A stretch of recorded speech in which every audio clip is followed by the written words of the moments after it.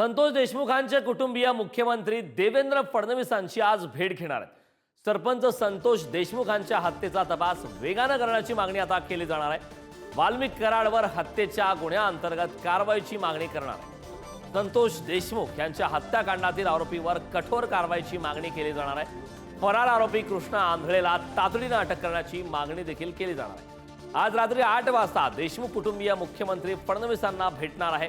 त्यामुळे या भेटीदरम्यान नेमक्या काय घडामोडी घडतात हे पाहणं महत्त्वाचं आहे।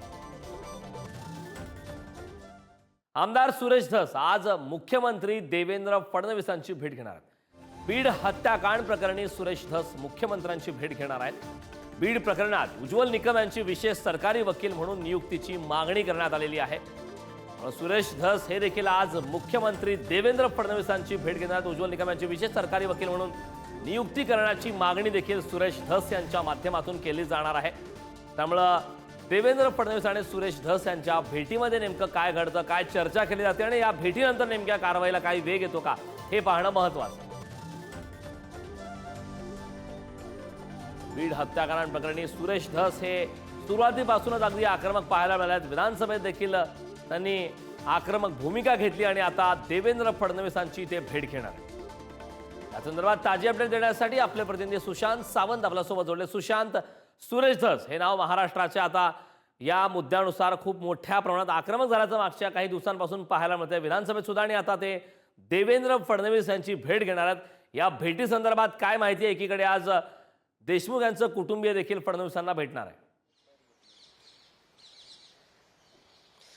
कारण अगदी बरोबर आहे। दोन महत्त्वाच्या या घडामोडी आहेत दिवसभरातल्या। एक तर सुरेश धस जे सातत्याने याविषयी आवाज उठवत आहेत। हिवाळी अधिवेशनात देखील त्यांनी सभागृहामध्ये हा विषय मांडला होता आणि त्यानंतर आतापर्यंत ते सातत्याने आवाज या प्रकरणी उठवत आहेत। ते आज मुख्यमंत्री देवेंद्र फडणवीस यांची कॅबिनेट बैठक संपल्यानंतर भेट घेणार आहेत। खरं तर त्यांची करड मागणी हीच आहे की सरकारी वकील विशेष वकील जे आहेत ते उज्ज्वल निकम यांची नियुक्ती जी आहे ते विशेष वकील म्हणून करावी, ही प्रामुख्याने मागणी असणार। त्यासोबत यातील जे आरोपी आहेत त्यांच्यावर कठोरात कठोर शिक्षा व्हावी आणि काल त्यांनी एक मागणी केली होती की धनंजय मुंडे यांचा राजीनामा घ्यावा। अर्थात मुख्यमंत्री देवेंद्र फडणवीस यांच्या भेटीसाठी काल ते सह्याद्री अतिथीगृह येथे गेले होते, मात्र काही कारणास्तव ही भेट जी आहे ती होऊ शकली नाही। आज खरं तर मुख्यमंत्र्यांनी त्यांना वेळ दिलेली आहे।